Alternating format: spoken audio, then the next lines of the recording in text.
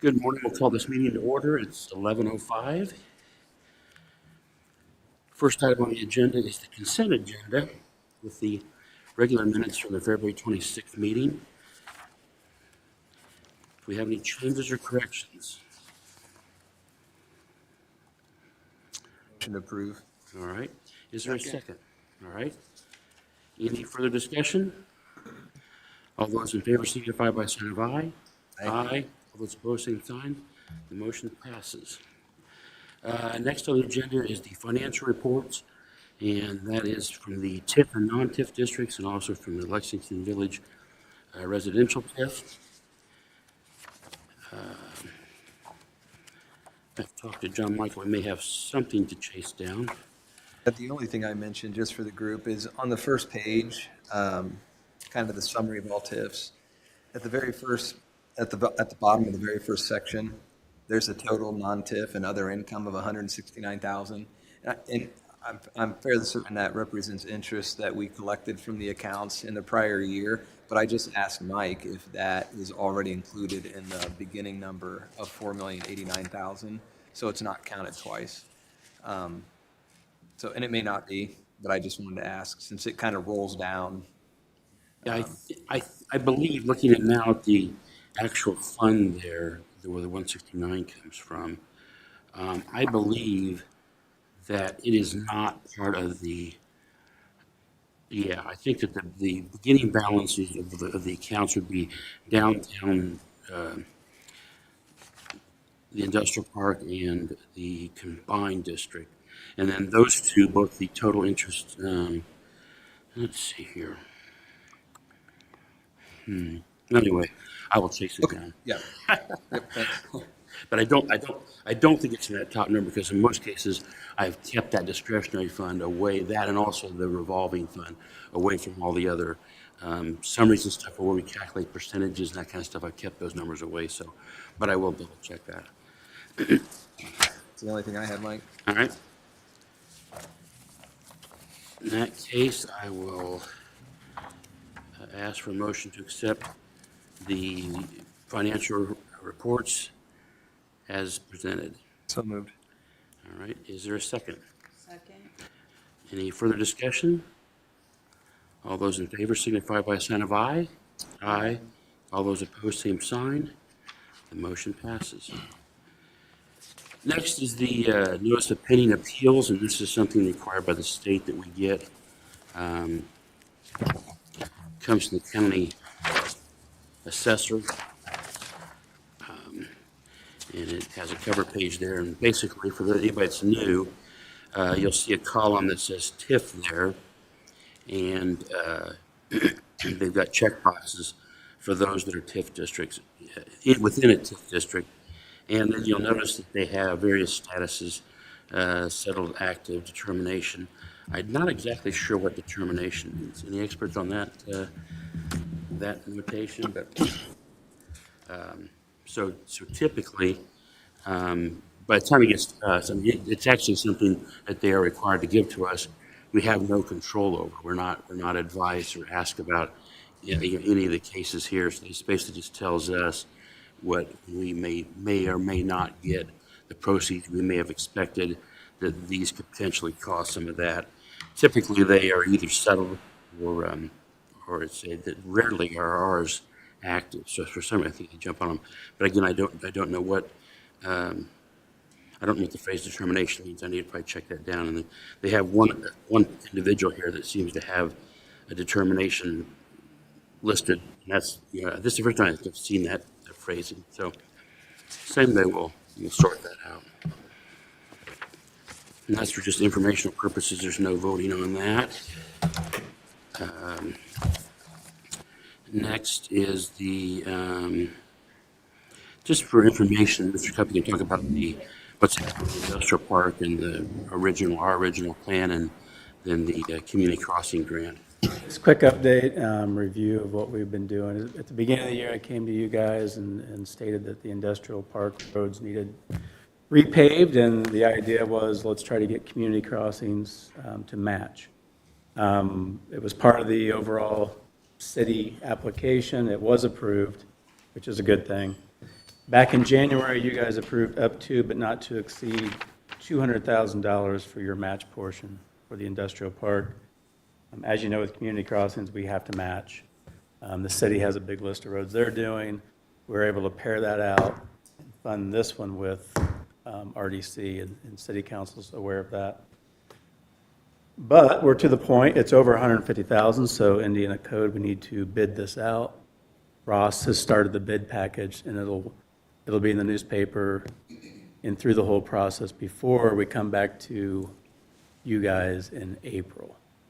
Not much you'll need to do in April, it's just more of an information, hey, it came in under X amount, and your amount's enough to fulfill that obligation.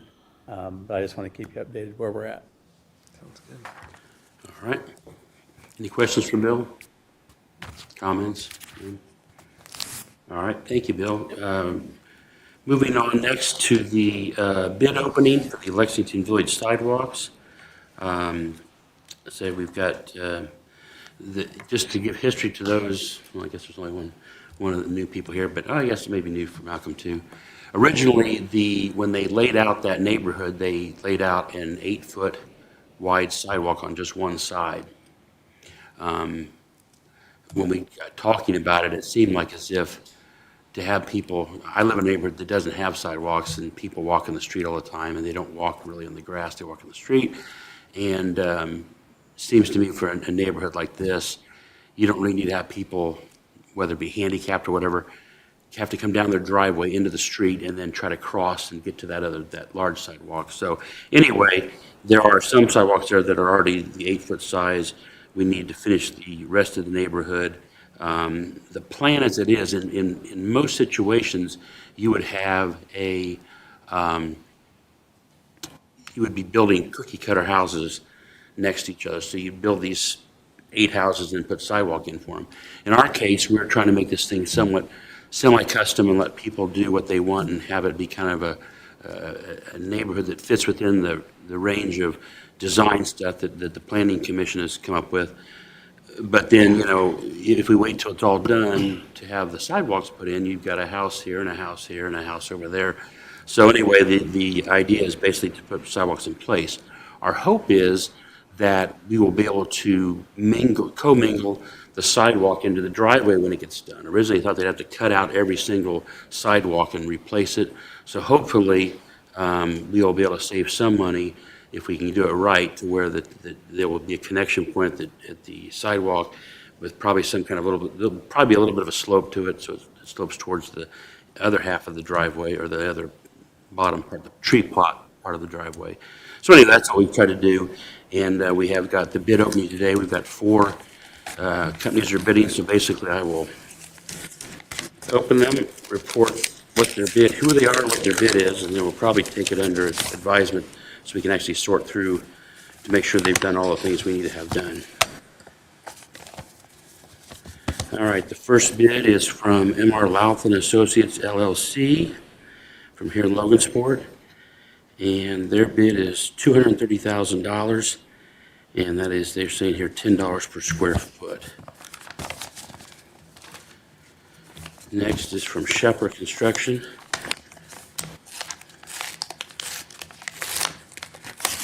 Who is the developer?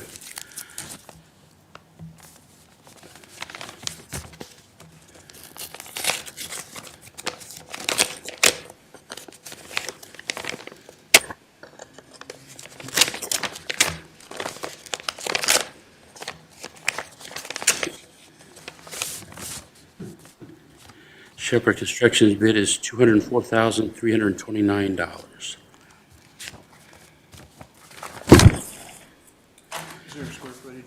They didn't have that there, and I don't know what it's, that's where I have to go through it and make sure that we are talking apples to apples, but that's,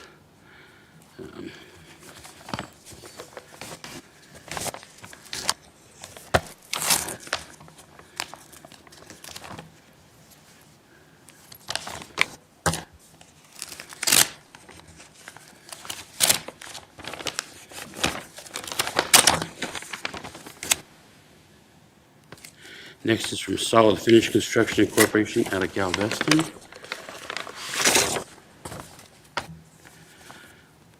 Their bid is $453,400. Is that just 4-inch thick? I mean, the specs were for 4 inches thick and 5 foot wide. But I don't know what that, again, we'll have to go through the packet and see. Right.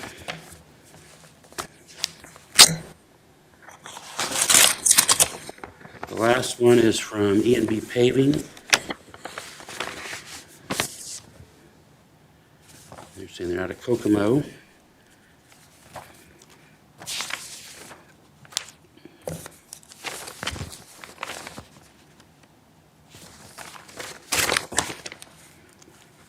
Saying, see the unit bid sheet. This should be interesting.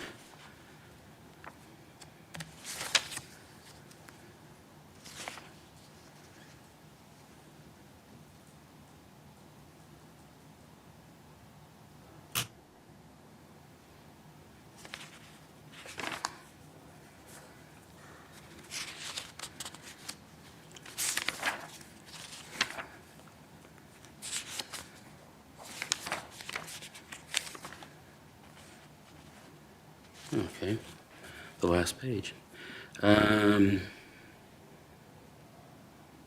their total is $232,542.16.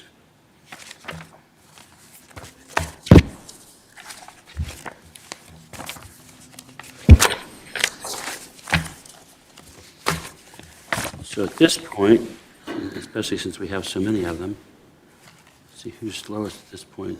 So technically, the lowest bid is Shepherd Construction with $204,329.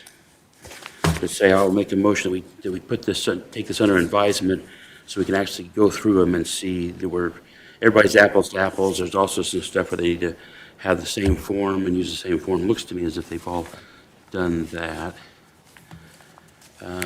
So I'll make a motion that we take the bids under advisement and then come back on next meeting and hopefully have a lucky winner. Any further discussion? Malcolm seconded, in case Dwayne didn't hear that. All right. All those in favor of taking these under advisement indicate by a sign of aye. Aye.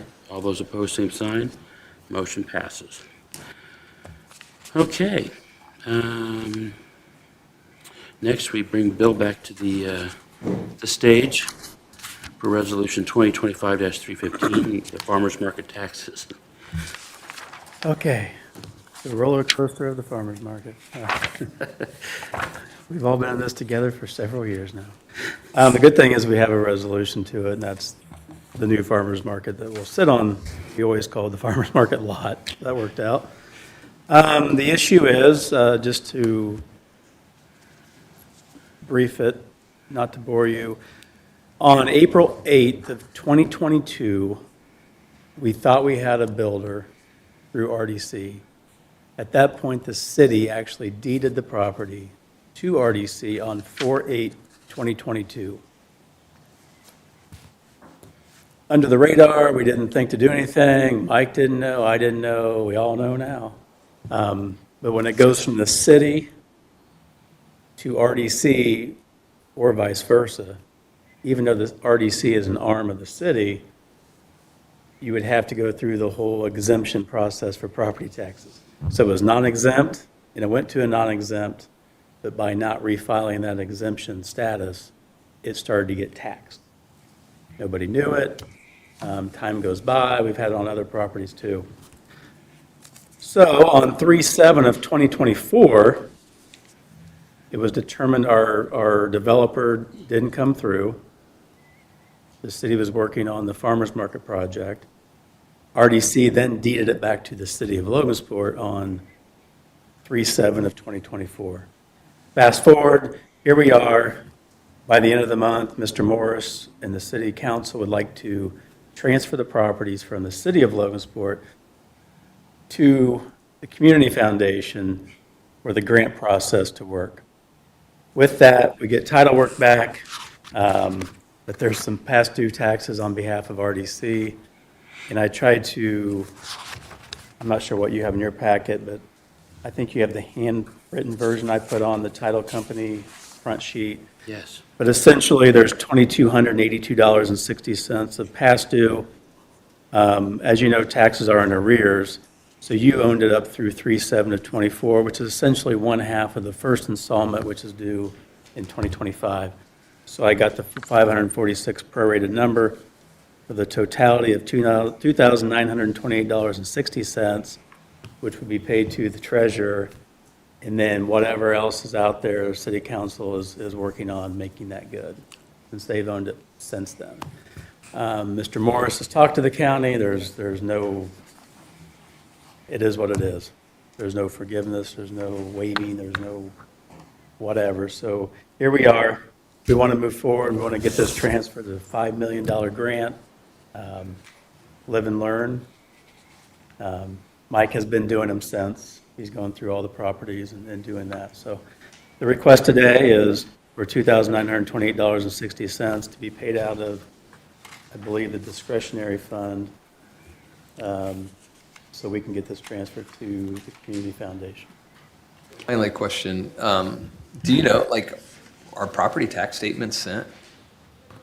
I never get one. I'm just curious, But like, there is a mailbox that is in the clerk's treasurer's office for us. just thinking about the future, I mean, it's good that we're talking about it now, and the properties we have now, and Mike's here, and Bill's here, and just thinking about the future, like, who gets tax statements? Surely there was one sent to somebody, and, They get sent to the city building, to our mailbox, because when we got the taxes for Lexington for last year, they were all received in the mailbox, but to my knowledge, there's never been one sent for that. seems like a problem. I mean, it seems like there should be a statement. So I know in the background, Mike's working with Dwayne on a system that those two can, because they're going to be the ones that, one of them's going to get this statement. I won't get it, or not get the statement. So they're working on a system to, Yeah, we're very good about taking care of appraisals and titles and that deeds and all that kind of stuff. You know, this is just something that needs to be part of our list. I mean, we get also involved in all that other stuff, and then you get the property. And I'm kind of curious in this case whether, now that's going back to the city, will the city have to file that form, or are they, you know? according to, correct me Dave if I'm wrong, the city is exempt from it. Oh, They will not have an obligation. That's at least that's what he's finding out. right. For some reason, the RDC, even though they're under the city, and it's the same tax ID number, it's a governing body of the city, you're not exempt from all that. Yeah, it just seems like, yeah, it's just interesting, because obviously it was like recorded a certain way, and I'm guessing somehow that recording, you know, there's an address, and that address should then result in a statement. And that would have been like a backstop kind of thing, like, okay, we all forgot, but we got a statement, and somebody should, so, I don't know, I just want to ask, okay. Exact same thing happened with Lexington Village. Okay. But with Lexington, we did get the statements, and we got to keep on to pay the bills. I don't know that there was ever anything received. I know while I was in office, we weren't, and I don't think Tyler's ever received anything. So I don't know I don't know what happened there, but there was a breakdown somewhere with it. We never knew it. Also, the weirdness of them being exempt and us not being exempt. I've experienced a legal difference between a redevelopment and a municipal body owning property. We had a situation with EDA come up where the County Redevelopment Commission owned the property, but the county itself was the applicant for the funds. So they had to actually go through the process of transferring the property from the RDC at the county level to the county in order to make it officially able to be used with the EDA funds. So there is some, at least, differentiation between those two. Yeah, that makes sense. I mean, that makes sense. It's a funny looping where typically the city wants to donate a property to somebody, it comes through us, and we get it to them.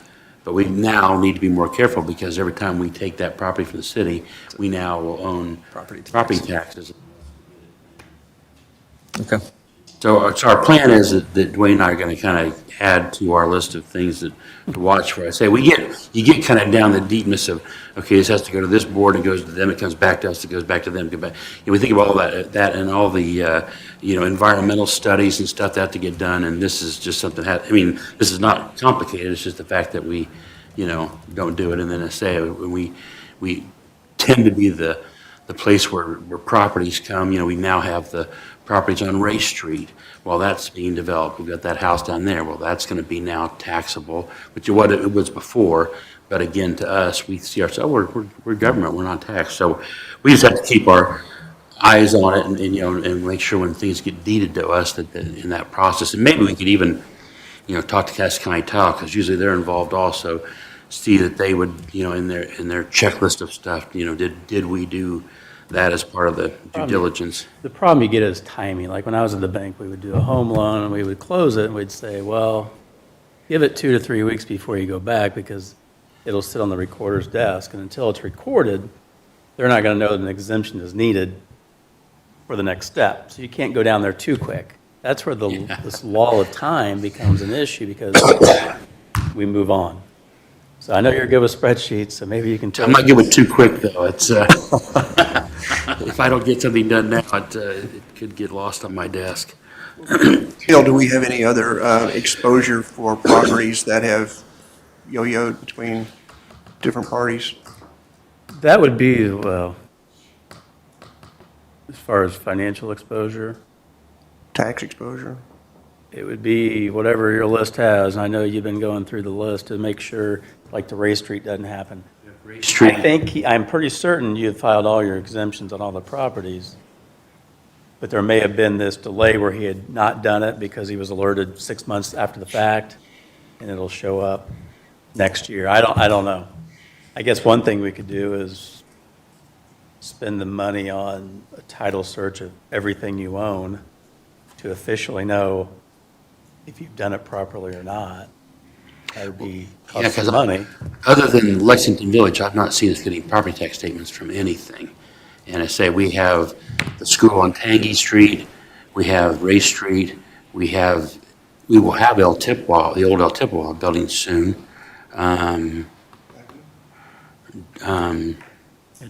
Dykeman, yeah, East Davis. the driving thing, Chase Davis. Might be worth it. I mean, I don't know what the I late get a fee. deal. Usually it's about $200 a property, but I No. don't. Aaron Shaver's done a bunch of work that has all those things listed, and it's now on, I've now tossed it off of my desk onto Dwayne to chase that down. So she's going through and figured out with the assessor or whatever, what all is out there that's not there. She initially caught it. What we thought he was going to have to do is do these long list of forms for each and every parcel. Yeah. Aaron worked with the county to aggregate them together, and that's where we're at. So Originally, we needed 52 parcels done, 52 forms, which is about 6 or 7 pages long for each one of these Lexington Village properties. And yeah, we have learned that we need a property acquisition spreadsheet. yeah, Everything from a phase one to what's the next step, to a Yeah. filing status, to get it on the city's insurance, to all of these things. yeah, and Aaron's provided, she has given us like a spreadsheet to now, so I've talked to Dwayne too about how do we have, who's the master of that sheet? And, where does it reside? And then, because I say, we have a lot of stuff that transitions through us. So, we get something, a piece of property that's intended to go to somebody else, the city's give it to us, we get somebody else, and we got to make sure that when that hits, there's going to be, and I don't know how many days you have, whether, if we own it for 3 days, if we owe 3 days worth of property taxes, or, how that works, but. I like that idea. Malcolm had asked a question in regards to resolutions and if we keep those anywhere. And, even on that, we could put the resolution, at least the number. We could put dates on there, if there's an initial acquisition cost, if there's with All Saints property, it was initially this and then it was that and then it was a third and then we approved this and you do. So that would probably be valuable and just keep things organized because different properties have different needs and different timelines. And so then it wouldn't have the actual resolution attached to it, but it would at least have a number. And then if we find a way And it could, as saying, like, I've added on our financial sheet, the resolution number, the check that it gets paid, I've got all that stuff there. We could do the same thing, have another sheet that, and I mentioned to Dwayne and whoever else was in the chain, do we need to do this quarterly, semi-annually, annually? Yeah. Or do we just, say, I think we have some kind of sheet that says, okay, here's the properties that we have. Anytime you get a property, you add it to it because it has all the specs on all the lot information or whatever. And then there could be a column that just says I think it's a Form 95 or something like that. I don't know. There's a form that you have to fill out. And, has that been done? Yes. or no, Yes yeah. or no, and then chase that down. That's again, as I say, no one's probably aware of it, but there's just stuff like that Dwayne does for us that I'm thankful for because it's, there's just, as you say, I'm going to say, I have the paperwork today for Mike to sign for everything on Ray Street. So that'll be exempted after today. And I think that takes care of everything according to what I've looked at on Elevate and everywhere else. So hopefully we're covered then. But again, as we go forward, every time we buy a property or you get a property, the steps need to be the same to follow through so that knows, because like Bill said, if we can't record that or we can't ask for the exemption for a month, it gets buried. I mean, I'm not gonna lie to you, it gets buried with everything that goes on, you just forget it. And I had suggested to Mike that going forward, that maybe either like the 1st of January or February, maybe just presenting an entire list of all properties owned by RDC. And then that way, if there's any question, everybody would have, we've still got Tangy Street. Are we tax exempt there? We've added something here. Does that been exempted? So that there's total transparency to see that we have tried to, and maybe we catch something we don't know. But we have to do it by, I think, March 31st is our date. So there's a time limit there along with all this. And when we miss it, we got to wait a year before we can go back and correct it. So that's the reason why I think maybe the first of the year sometime you present it. We make sure everybody's on the same page and in agreement. See semi-annual, where if you do it in January, you do it again in July, because if something comes on after. I said September, yeah. Yeah. Something Prior at to the end of the November. year when the Yeah. construction season is kind of winding down, because that's typically when you guys get a lot of, you do your buying. So you get things lined up for the summer then. Keep coming back to this notion that the city's exempt, and yet an arm of the city is not exempt. What, is there a way we can just cure that once and for all to gain a blanket exemption? It's a good question. We've been told no, but I guess if we would like to further investigate that with maybe Mr. Lehman or Baker Tilly, it might be a better path because they work on our financial piece.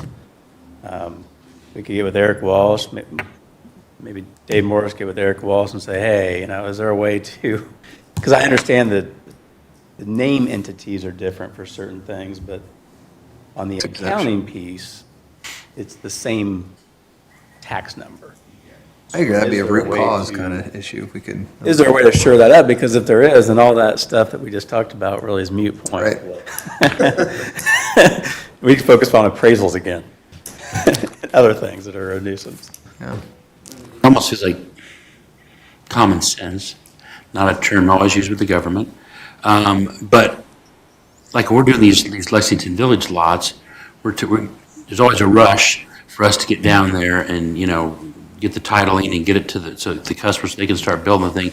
And at that point, the clerk or the assessor's office is taking it from us and then turning it over to the new owner. It'd be almost nice to be kind of a warmly fraternal feeling that when that process happens, they would just say, oh, look, that's the RDC, maybe we should, I'll reach out to Andy Mauser and Eric Walsh and lay out what's happened and how we got to this point. And is there a better way going forward? If there just isn't, I don't have a problem overseeing the spreadsheet on these things of action, but I would need to get with you. I don't even know what properties we got at this point. But once I can input that into a spreadsheet and then kind of go over with your group, here are the 9 things when we acquire a property that we need to do, step 1 through 9, and then we can just make that part of your monthly package. Yeah, It wouldn't hurt. I think it's, Just an added piece of paper in there, and but I could oversee that. yeah, right now I think it's 6 pages or something, because they have all the lot. It just needs to be a summary. It doesn't, Right. Lot 42, better known as 916 Ray Street. Right. We've done these 7 things. We haven't done these 2 things. Yeah. I don't think it's gonna be that hard, because, I mean, again, we go through the process for all kinds of stuff. It's just the fact that we just don't think that, oh, we need to go do that. And especially when it comes from nonprofit or from the city to us, it feels like that seems like that's just a passive, it's already set up as nonprofit. You go to nonprofit, that sort of thing. But hey, we'll do whatever we gotta do. I say we learn. We've let the community foundation know, hey, nonprofit, watch out. Because you're going to be getting a property, and you need to do the exact same thing we didn't get done. Right. Maybe we can consult for them, get some of this money back. We could consult to them. All right. I will make a motion to accept resolution 2025-315. That is the paying for the property taxes for the previously owned property by the Redevelopment Commission, 4th Street and East Market Street, in the amount not to exceed $2,928.60, and it will come from the discretionary fund. We decided that was the best fund to probably have, since it's basically our screw up. It doesn't come out of taxpayer dollars. Is there a second? Second. All right. Any further? Hello?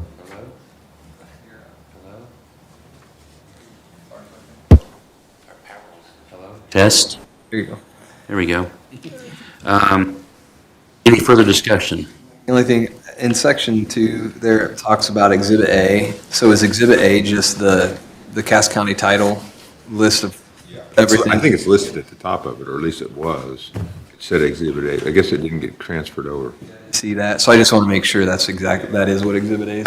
I don't know what happened there. I had Exhibit A written up at the top of it, but evidently it didn't get transferred with the file or something. We had more than one version of this floating around, and I thought that this one, Bill had made notes how it all broke down. I thought that was more important to have. So I may have missed another version of this that was Sure. had that on there. So yes, this is Exhibit A. All right, all those in favor signify by a sign of aye. Aye. All those opposed, same sign. The motion passes. Okay. Next is just kind of a update from Bill on the property at 709 North 6th Street. Maybe. You want to talk about where we're at on the 6th Street property? My knowledge, nowhere. I mean, I've been rattling the school attorney's cage on what's going on.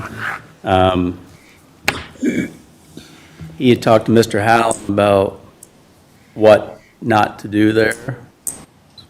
Chris has been down there, it's kind of that, there's so much oddness going on with who owns what and what's going on. So, to my knowledge, he hasn't moved forward with anything. I've told him to work with me directly, even though I'm on the school board too, but it's kind of get you Right. moved over, being on both boards. He was going to talk to Mr. Correct, and I haven't heard back a definitive answer of what to do. Meantime, we've got limbo. We've got utility bill that's being paid. We've got Hallam, who wants to be in there, but wants the assurance of clean environmental. We've got a school corporation that owns it, and we don't own it. I think from your standpoint, you don't own it yet. So, other than the utility bill that I believe you're floating, Utility bill is $979 a month. And I guess my concern for you guys is the fact that we don't own it, but we're paying utilities on it because it's not been titled yet to the RDC. The weirder part of the story is I've seen a deed from April, and I saw a deed from a month ago that I assumed that I signed, and it never got recorded. And that's back to Mr. Rosie from the school corporation, and so we're in a kind of a weird situation because the school felt we should be paying the utility bills.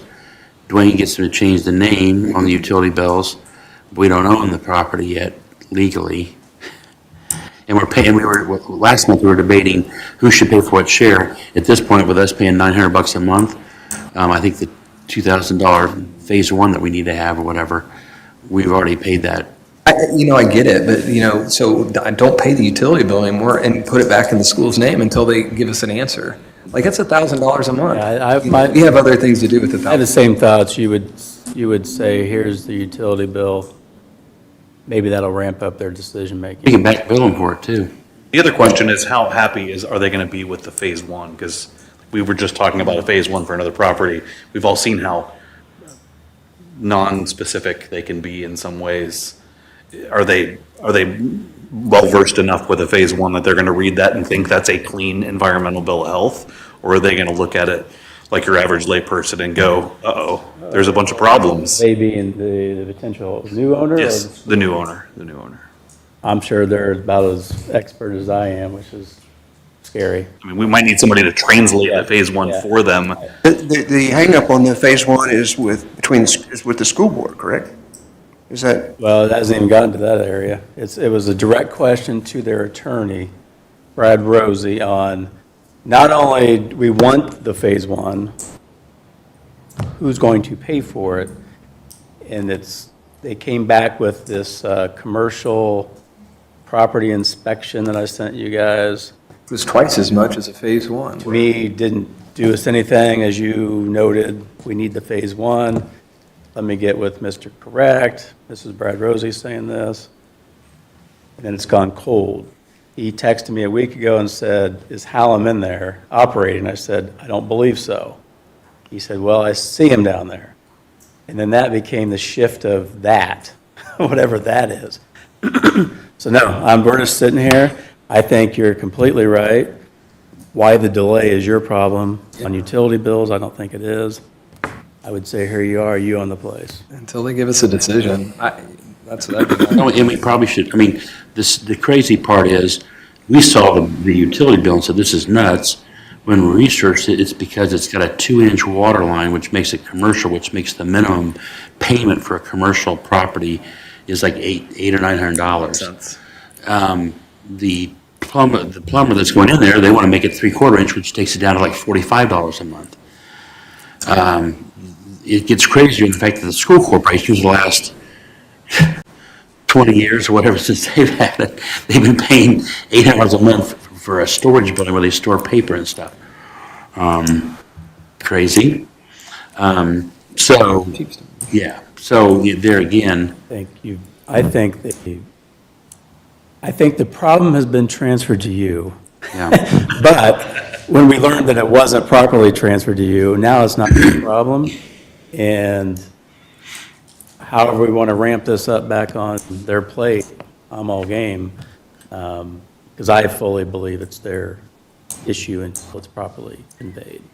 agree, I agree with that. And I think that, paying, wouldn't think we should pay the utility bill because it implies that there's been a transfer of property. And we haven't really hit all the essential elements that have to be completed for that to happen, including the phase one. Now, I guess it's still up for discussion who pays for the phase one. I wish we would get back to that discussion. Yeah. Because that seems to be what the initial discussion was, is who pays for this phase one. Now it's become, a month has gone by and no response back. Well, you don't have to be the owner to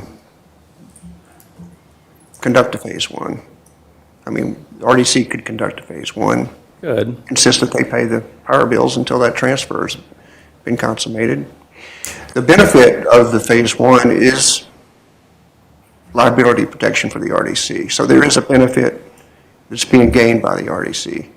And in a sense, because we're a pass-through, we are the buyer, and often the buyer does assume the responsibility for the cost of a phase one. There's other precedent where the end beneficiary paid for the phase one.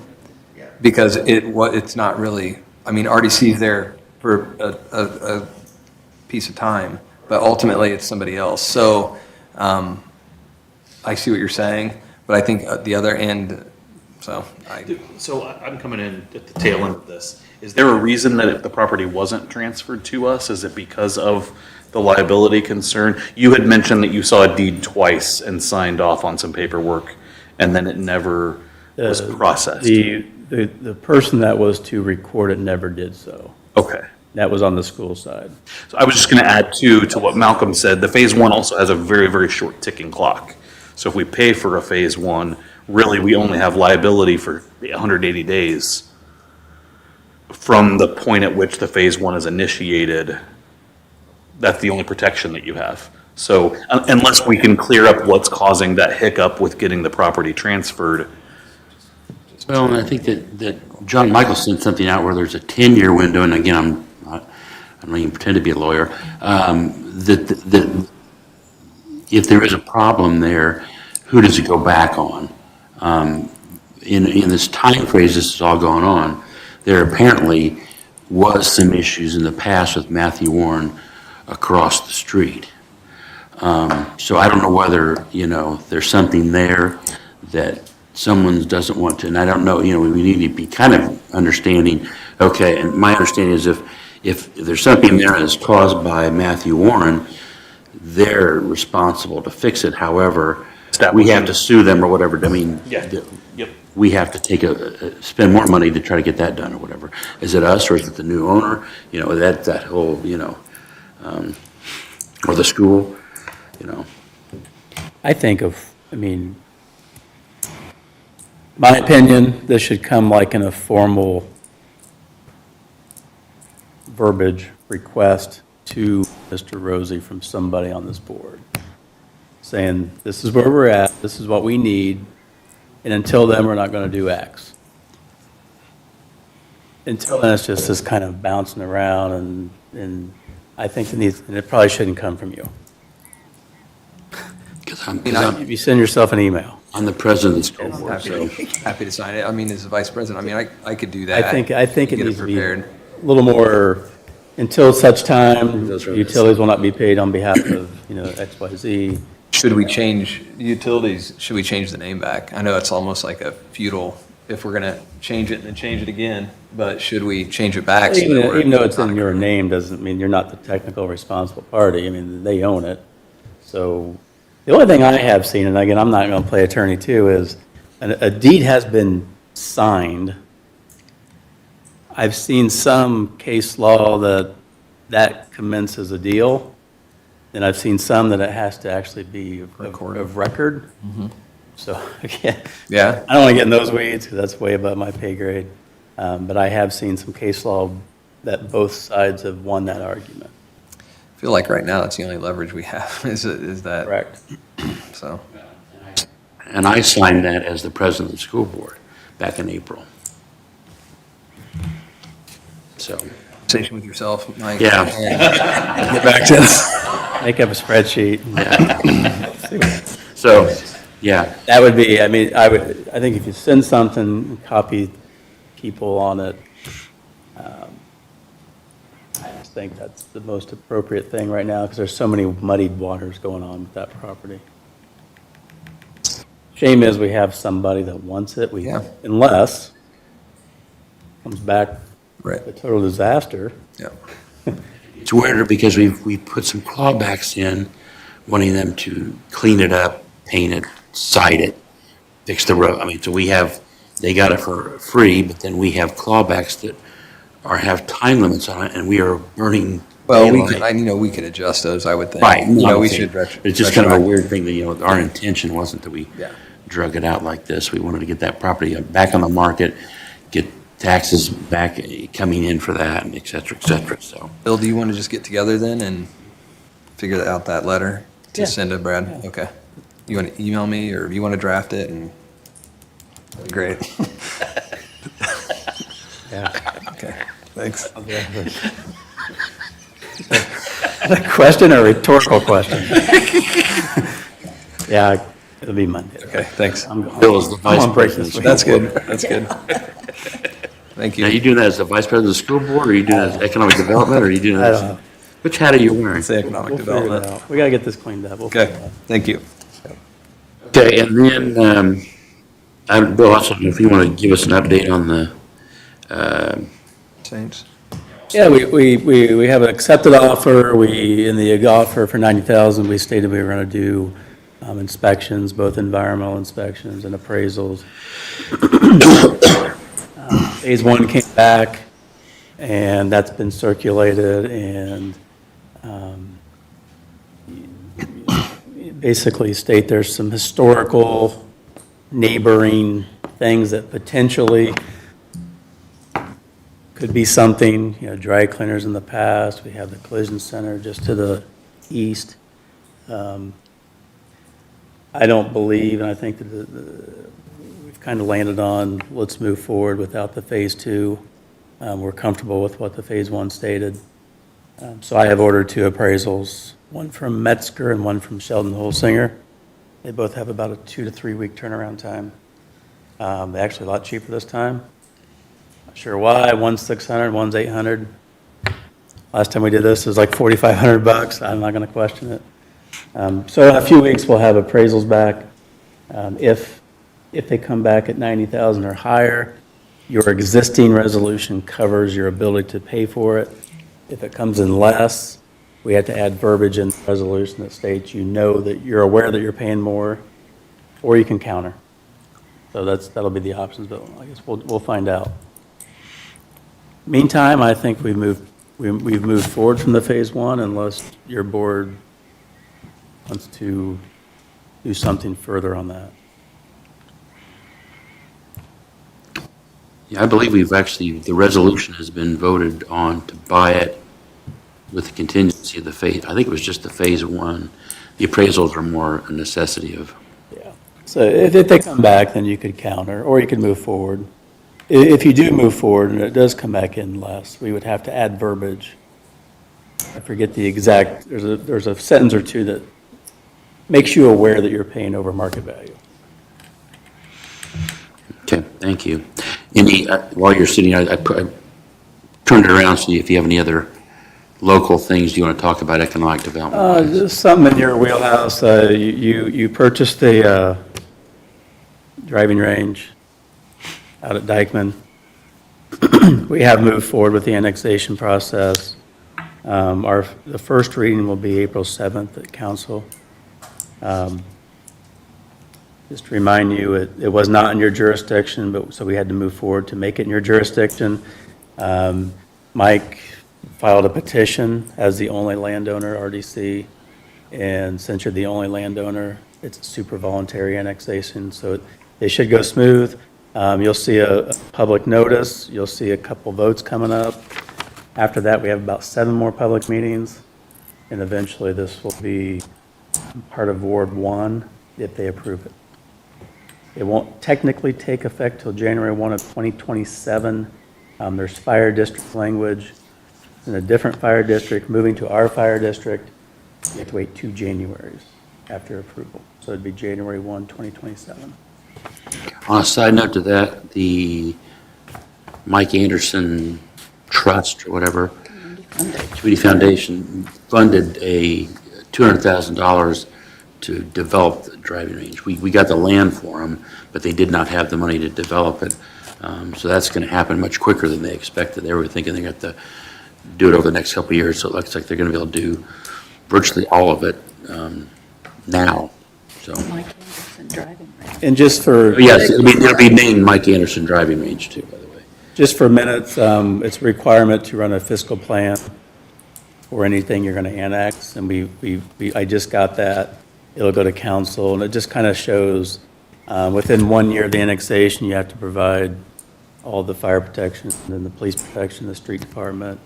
And then if there's any specific development that happens out there that requires infrastructure, that would be a city problem. But it's going to be a driving range, so you won't have sewer and water and roads and things like that. So just more for the minutes that we have completed that too.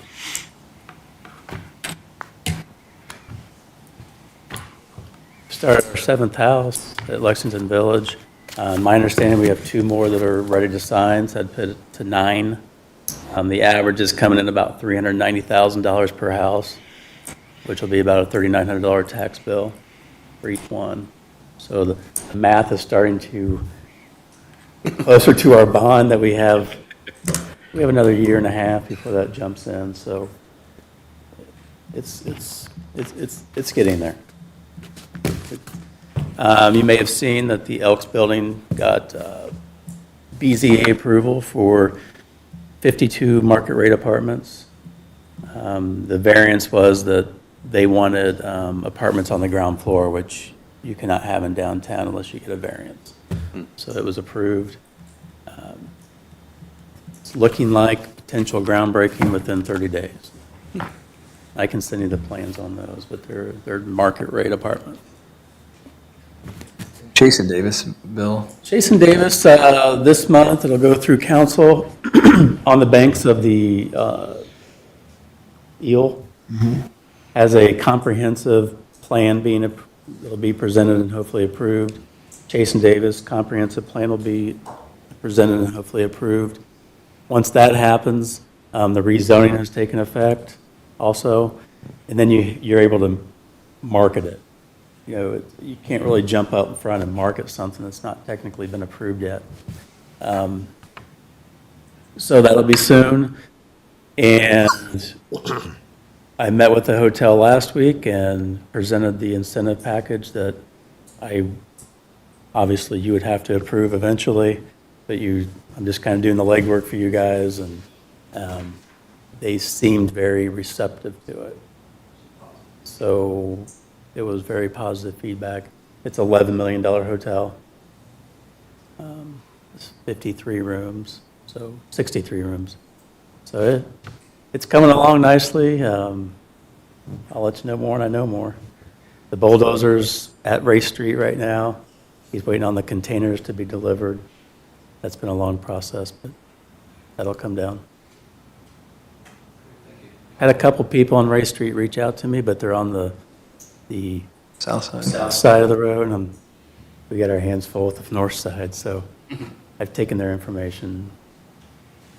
Bill, was there any environmental mitigation required for the house that's being demolished? It's required by the state to have us asbestos assessment and report. That's the only thing. And then Has that been completed, or? yes, it's been completed. We've got our permit from the state. $4,000 later, we got a permit. But yeah, And a $50 charge. everything comes back with some type of asbestos or lead paint, but if it's of a level that's not, but it passed. And we, I forget now. I can't remember either. It passed. Yeah. Yeah, the local permits won't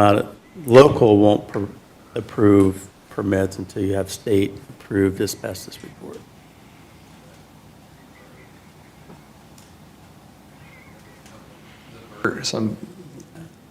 Yeah, anyway, okay. Can't remember either. Popeyes is broken ground. Beefaroo, Yeah, they're working on it. Everybody's breaking ground. Just going Much broke crazy. ground. Ollie's is set to open in April.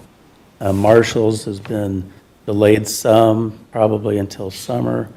The reason being, Marshall's wanted a complete refiguration of the dressing room area, which had to submit to the state for approval and back, but it's on their dime. And so, yeah, things are moving out there. It's good. Good work. Looking good. What you do. Thank you. All right, the last time we've got, and I would kind of just give you guys an update on this. Last year, we voted to allow them, and I assume it's still inactive, but we need to check. I was given the authority to do the day-to-day workings of Lexington Village junk. And we had a landscaper, no fault of their own, but that we hired to mow the grass and blow off the grass off the sidewalks, and they also took care of Race Street and Tangy and put some weed killer on, I guess it was Race Street. But we had some, and I say, this is not probably their fault, but I think we need to find a different system because this drives me a little crazy.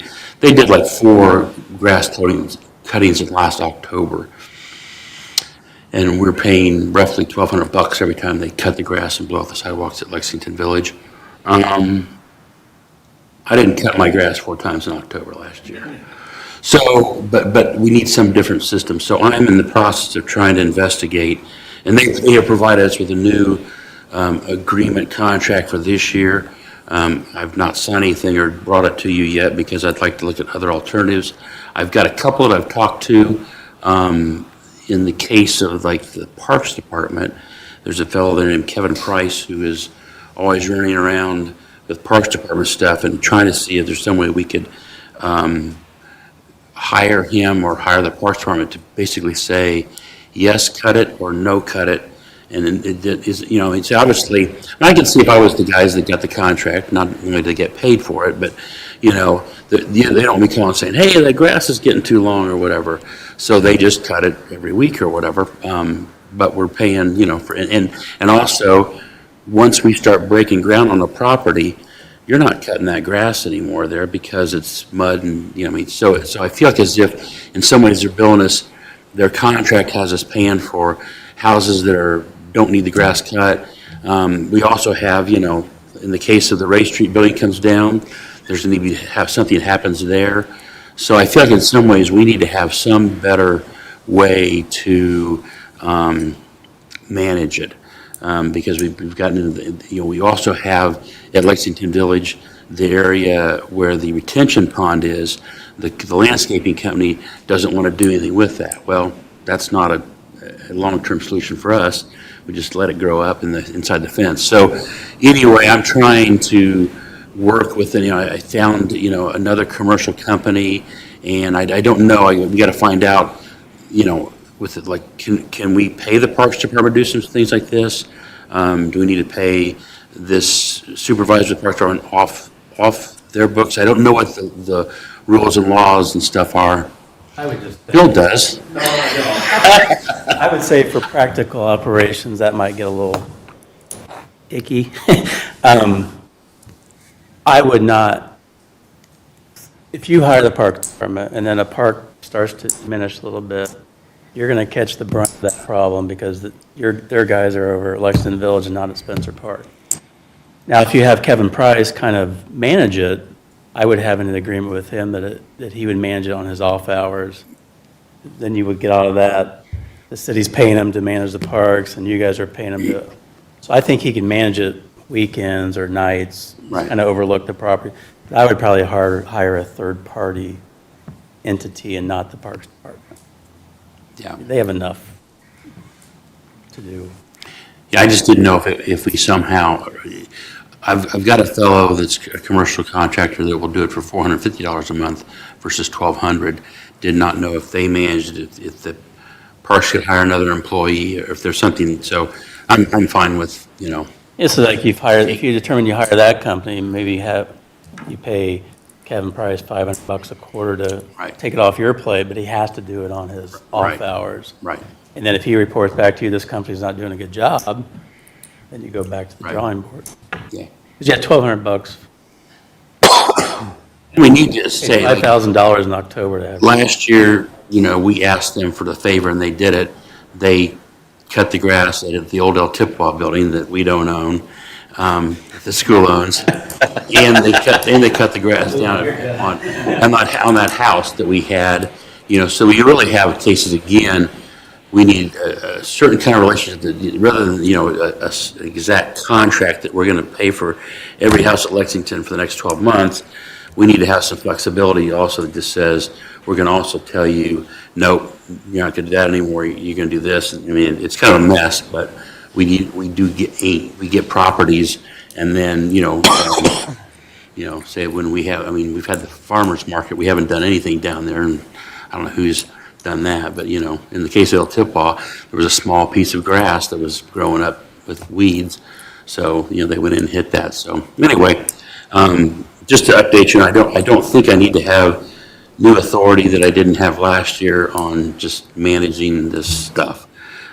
So anyway, if anybody thinks we need to do that annually, like vote, give me the authority each year, or is it a ongoing role of the president to, looking at Dwayne, he's Well, I don't know I don't remember the wording. Like, I think you guys just did it by motion last year. I think it's by motion. And I don't, off the top of my head, I can't remember if the motion was to give you authority over Lexington indefinitely, or if it was a motion to say you can take care of getting it set up for this year. I don't remember. I mean, if you want to be legal about it, you could probably say, hey, we need a motion to let Mike take care of maintenance agreements for all RDC properties for the year 2025, then let you take it. Do we have that if you in a approve it. resolution or just a motion? Well, I think you could do it with a motion right now, just so that it's in public record, and then, because you're not signing any contracts. The contracts you guys will have to do through your board. I'll make just the trying to motion it that you simple. just recited. Second. Second. All right, all those, any further discussion? All those in favor signify by sign of aye. Aye. Aye. All those opposed, same sign. All right, we got it. Any public comments? No? We thank you for being here. Any board member comments? Anybody? Nothing? All right, our next meeting will be April 23rd at 11 a.m. This meeting is adjourned. Thank you, folks.